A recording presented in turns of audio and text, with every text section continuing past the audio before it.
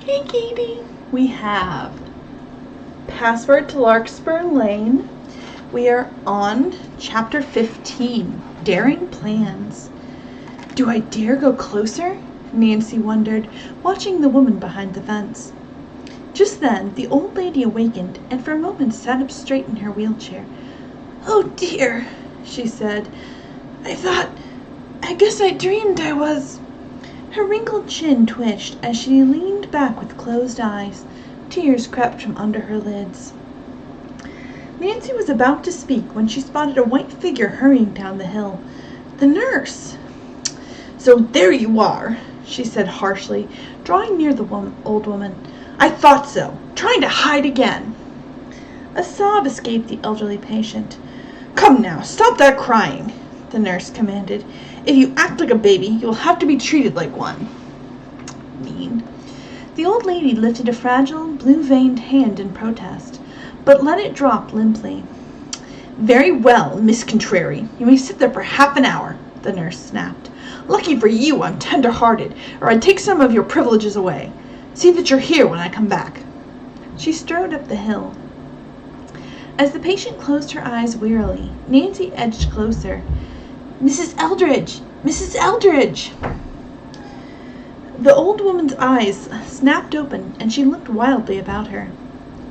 "Here I am on the other side of the fence, behind the trees," Nancy said. "Listen closely. I'll bring you help." "How do you know my name? Who are you?" Mrs. Eldridge whispered. Nancy moved closer. Quickly, she told the woman who she was, then explained how she had identified her. Mrs. Eldridge clapped her thin hands. "Bless you, child," she said, "but you can do nothing." "Yes, we can," said Nancy, speaking with confidence, "but you must be brave and ready to follow instructions." Bess and George had moved up to Nancy, who quickly introduced them. "We'll all help you, Mrs. Eldridge," Bess said. "You can trust Nancy," George spoke cheerfully, despite the pain in her ankle. The old woman smiled. "What brave young girls!" Her chin lifted and a glint came into her eyes. "All right, I'll do my part." Nancy glanced uneasily up the hill. "We'd better stay out of sight while we're talking." The girls stepped back and crouched down behind the brush. "Tell us where your room is," Bess urged. "We'll get you out, then call the police and they can rush the place." "No, no!" exclaimed Mrs. Eldridge. "We've been warned that if strangers try to enter the grounds, we'll be locked in the cellar." "The police would find you," George said. "Yes, but some of the women here are heart cases. Many of them could not stand the shock. Hush! Dr. Bell is coming." "Bell," thought Nancy, recalling the Bluebell code message. Quickly, the girls slid back among the trees and watched. Striding down the slope was a tall, distinguished-looking man in a black suit. He had smooth gray hair and a pointed beard. He spoke in honeyed tones to the old woman. "Well, well, what has upset our dear patient?" he asked, bending over and gallantly kissing her hand. "I'm afraid you fret too much. However, I must tell Miss Tyson to be less strict with our favorite guest. Shall I call Luther and have him wheel you through the gardens?" "No, just leave me alone," Mrs. Eldridge sighed. "Yes, that is what you need. Rest and quiet," Dr. Bell agreed. "But," he went on, "we must talk business. Shall we go over that little matter of signing the transfer papers now?" "Your proposition is nothing short of robbery, and I will not consent," Mrs. Eldridge replied, sitting bolt upright. "Dear me, how harsh you are," Dr. Bell said soothingly. "When you came here, you had every confidence in me. You entered this place of your own accord. You didn't give your relatives any idea where you were going. Didn't you agree to this as part of your treatment?" "Fool that I was, yes," snapped Mrs. Eldridge. "But you haven't kept your part of the bargain to me or any of the other ladies. You promised a special secret treatment, so secret you don't want anyone else to know about it. That's why you have this isolated place." The special treatment to restore your youthful vigor isn't ready yet," Dr. Bell replied, "but it will be very expensive. I must have that extra money now." "Oh!" Nancy thought. He's undoubtedly a fraud. I demand you let me go, Mrs. Eldridge cried out. We can't do that, Dr. Bell said. It would discredit our sanatorium to have a person leave in a poor state of health. Besides, I have your signed declaration that you are a patient here of your own accord, and you agree to remain as long as I think necessary. Naturally, I forbid you to go. Mrs. Eldridge glanced quickly toward the woods where the girls were concealed. In a loud, clear voice, she said, You wish me to sign over you many thousands of dollars, in addition to the $3,000 I have already paid you. And why not? Dr. Bell retorted irritably. There are other patients who have charged more.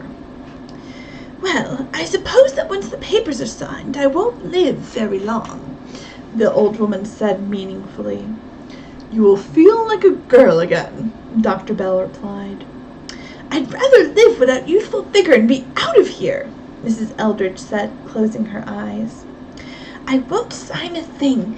If you should kill me, you won't get a cent. That's all. I wish you would go. I'm very tired. Nancy saw the doctor's face turn red. His beard seemed to bristle, and his eyes blazed with rage. You'll sing a different tune if you don't do as I say, he fumed. I've wasted enough time with you. I will give you until 9 o'clock tonight to come to your senses. Oh, you are a brute, Mrs. Eldridge cried. If only some good angel would come to my little room in that hot south corner on the 3rd floor and rescue me. Say, what are you talking about? Dr. Bell asked, looking about him suspiciously. You don't think any angels are listening to your careful directions, do you? The girls could not help grinning. Dr. Bell turned and shouted, Luther! A man in a white uniform came out of the gatehouse. Take Mrs. Eldridge to the porch, the doctor snapped. Any word about the new patient? A message arrived by Bird X that she will be here at 9, the attendant said with a wink as he wheeled Mrs. Eldridge away. Swiftly, the girls made their way toward the car. Nancy took the wheel and headed for the highway. As they drove along, the sun broke through the overcast. We're going to Glenville, she said. It's about 5 miles from here. George can see a doctor there. What about Mrs. Eldridge? Bess asked. No plan yet, Nancy said tensely, but I'm thinking. Her companions asked no more questions. When they reached the small town, Bess went with George, while Nancy telephoned Ned from the drugstore. She told him what had happened and alerted him to his part in the plan she had devised. You can count on me, he said. An hour later, the girls met in a sandwich shop for a late lunch. My ankle isn't sprained, George reported. The doctor put a bandage on it and it feels better. Good, said Nancy. Are you ready for danger? She asked soberly. Of course we are, George answered steadily. Anything to get those poor old ladies free and home to their families, Bess added. Then right after we eat, I'm going shopping, while you two hire a black sedan. You may have to ride to another town for it, so let's meet here about 5. Then I'll tell you the plan.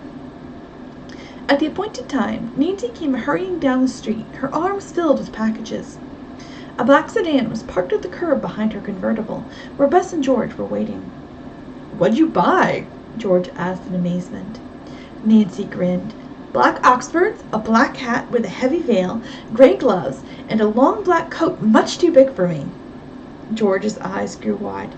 Nancy, you're going to dress up like a little old lady. That's right.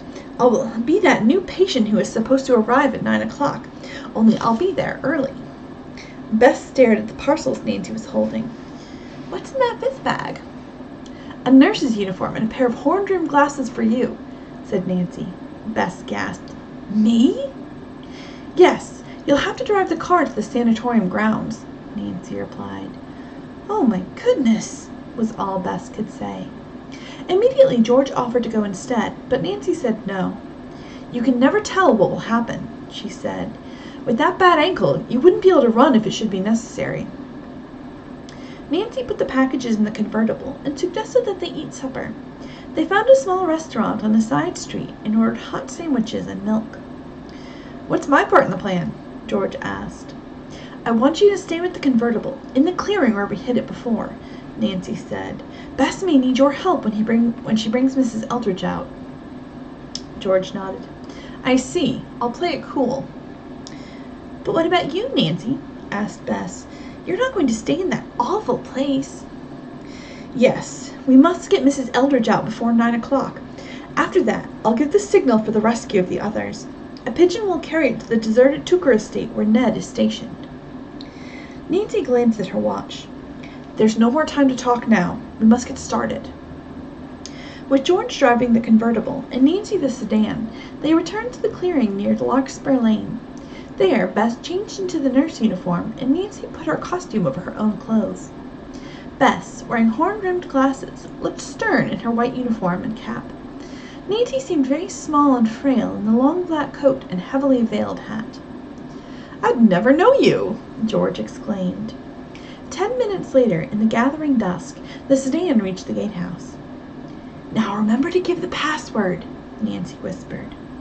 Trembling, Bess halted the car in front of the gates as the gatekeeper appeared and chained his Great Dane securely. The huge dog strained at his leash and barked furiously.